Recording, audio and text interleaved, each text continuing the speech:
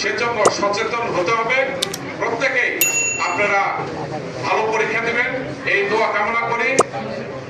আর গার্জিয়ানের প্রতি আপনারা অনুরাগ থাকবেন, যাতে প্রতিটা গার্জিয়ান আপনাদের প্রতি সন্তুষ্ট থাকে।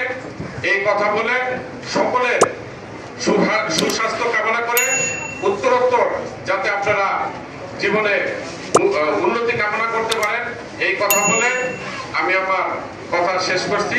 আসসালামু আলাইকুম। দাঁড়িয়ে আছে সেই মহান ব্যক্তি যারা জঙ্গিপুর উলিপাড়া উচ্চ বিদ্যালয়টি প্রতিষ্ঠা করেছেন।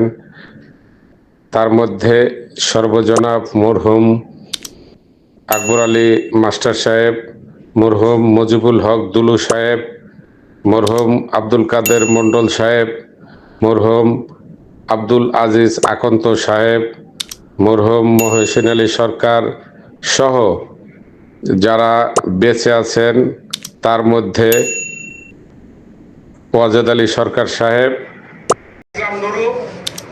সভাপতির দায়িত্ব নেওয়ার পরে আমি জানি আব্দুল সালাম পিন্টু সহযোগিতায় এই বিদ্যালয়ে উন্নয়নের জন্য ইতিমধ্যেই কিছু অনুদান পেয়েছে এবং সেই অনুদানের প্রেক্ষিতে আজকে বিদ্যালয়ে কিছুটা হলেও উন্নয়নের কাজ হয়েছে। আশা করি আপনারা যারা অত্র এলাকার মুরব্বী, যদি কোনো শিক্ষকের প্রতি তোমাদের অনুরাগ বিরাগ থাকে, আজকেই আমি মনে করি সেই শিক্ষকের কাছ থেকে তোমরা উপযুক্ত দোয়া নিবে, ভালোবাসা নিবে, যাতে আল্লাহ পাক তোমাদের কামিয়াবি করে।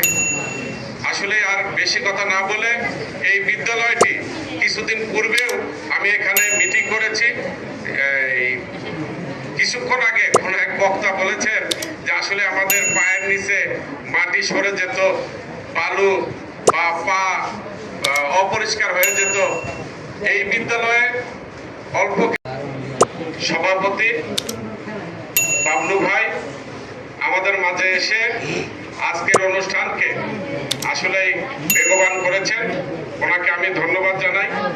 পাশাপাশি অত্র এলাকার মুরব্বিয়ান, আজকে ছাত্রছাত্রী ভাই ও বোনেরা, আমার ব্যক্তিগত পক্ষ থেকে ডিগ্রিচর গাবসারা তথা গহপুর থানা বিএনপির পক্ষ থেকে সালাম জানিয়ে আমি দু চারটি কথা বলবো। আসসালামু আলাইকুম।